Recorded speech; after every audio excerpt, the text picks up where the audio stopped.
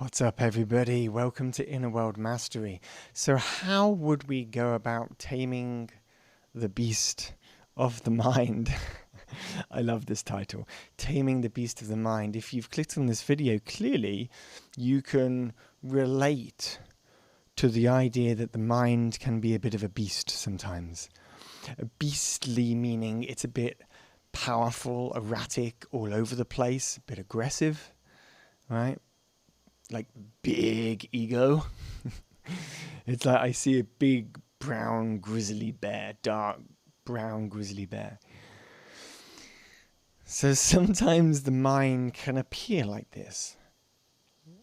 For those of us that have a relationship to the mind which is a bit dysregulated and all over the place and a little bit too much for us, the mind can be perceived as being like this. It can be perceived as being so overbearing and powerful that how can we interact or control that beast? How is that even possible when it's overpowering us? You know? And I love the title of this video because it's about taming. Would you like to tame this beast? And the language here is great because a beast doesn't need or doesn't want you to fight it. The beast of your mind doesn't want you to fight it. If you fight it, it will just aggravate it even more. This is really important to remember. We don't go about taming our mind by being more angry at it, by fighting it, by pushing against it, by challenging it, by putting it in a box. Right? We tame the mind by taming, by loving, by being gentle and caressing the edges of where it's receptive. So what part of you, and this is a curious question, you move the camera this way, what part of you is taming the mind? What part of you gets the opportunity to tame the mind? Is that your mind too?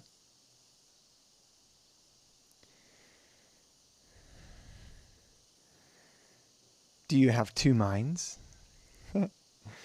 Or is it another part of you that gets to tame another part of you?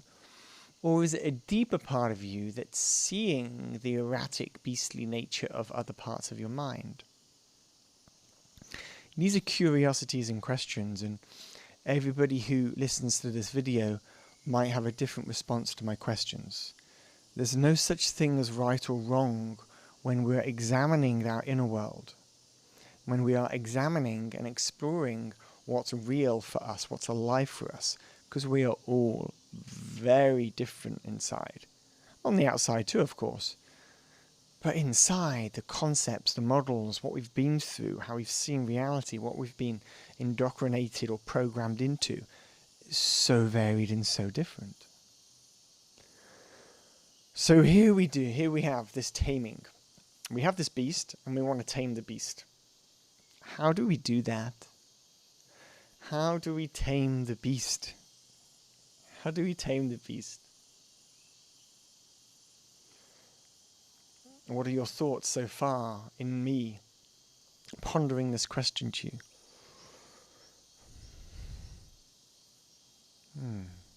Maybe we would slow down. I can imagine a zookeeper, right, with the animals, caring for the animals, needing to tame the animals because they can get a little bit erratic or aggressive sometimes. They would be patient. They would be patient. They'd have good boundaries and they would be patient. Right? So when you're noticing in the future your mind feeling like it is like a weight and a force like all over the place, what can you do to witness the thoughts that are all over the place without getting caught up in the thoughts that are all over the place?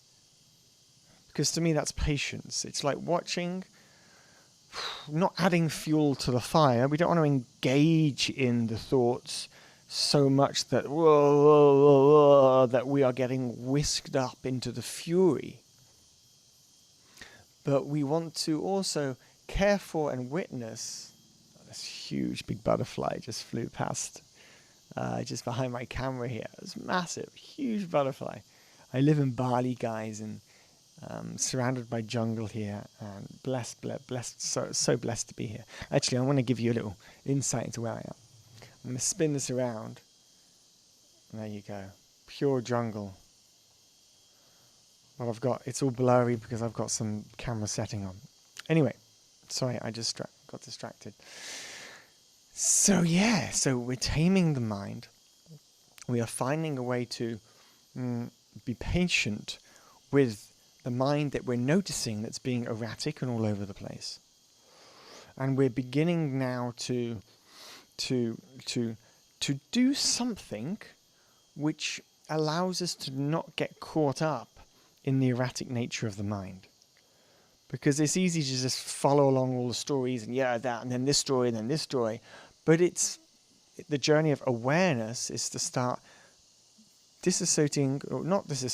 pulling some of our energy back out of the intensity of the story that's trying to spiral itself up into fury.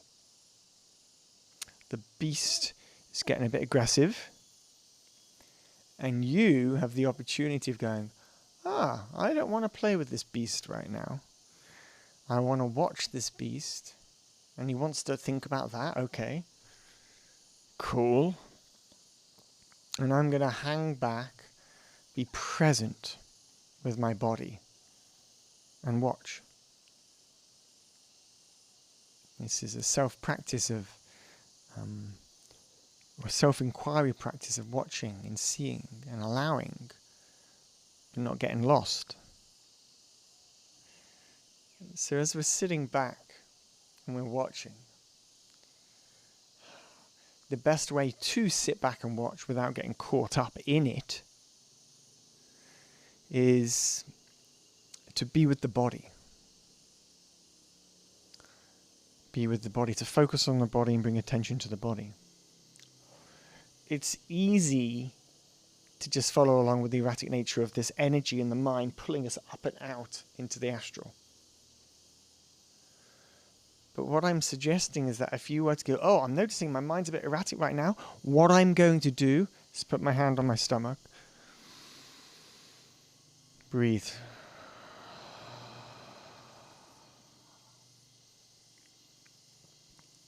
Put my hand on my stomach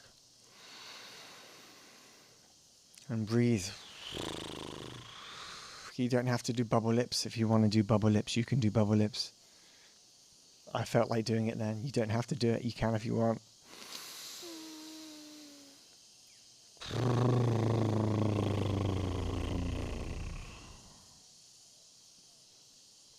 There are calming reasons why we do bubble lips, but maybe I'll come back to it in a minute. But the point being is that we want to use the body as the anchor in the moment when we start to notice that the mind is being erratic.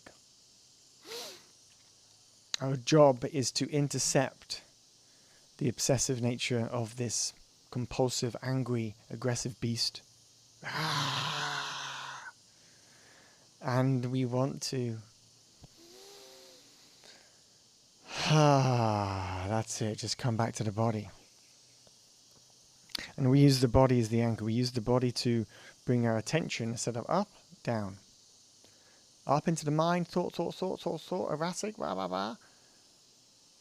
To here. Because the mind isn't here. The mind is somewhere else. The mind is not present. The mind is always in illusion because the mind is not here. The mind is always thinking about what is not here. The mind is duality. The mind is either future or past or some abstraction of now.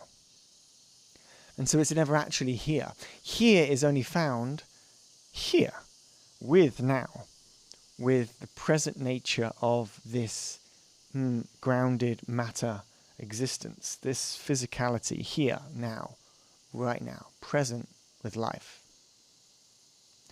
Our body is the thing that's always with us, And the body has this thing called breath.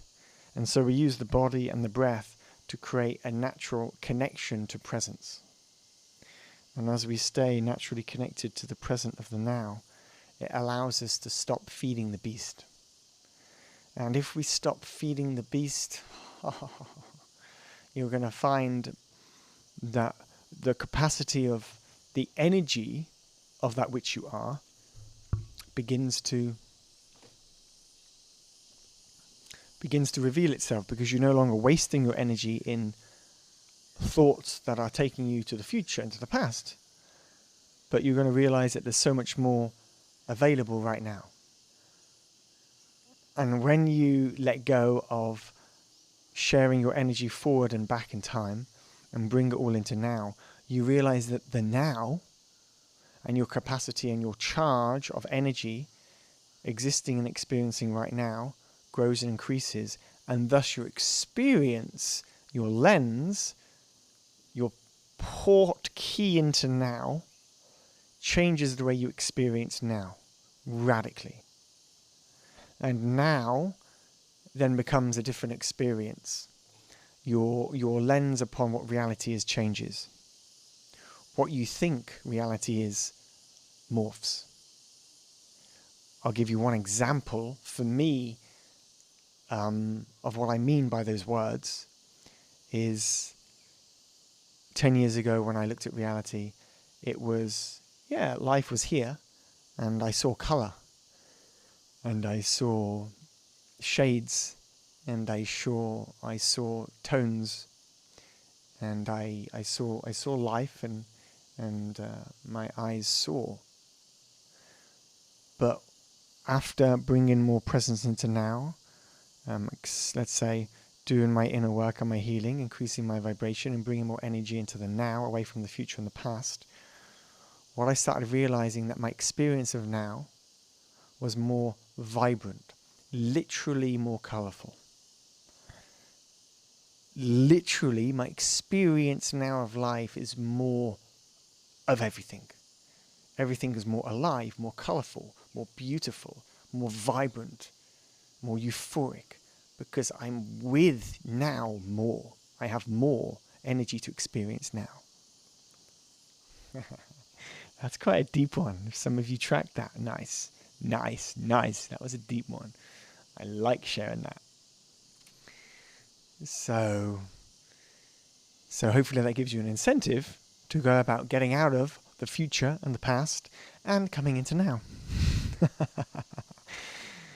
I'll leave it there. If you enjoyed this video, if you're enjoying my rhythm and my words and my energy, please hit like, please hit subscribe. Please appreciate my expression and help me share my voice more into YouTube and elsewhere. Sending my love to you, and until next time, peace out.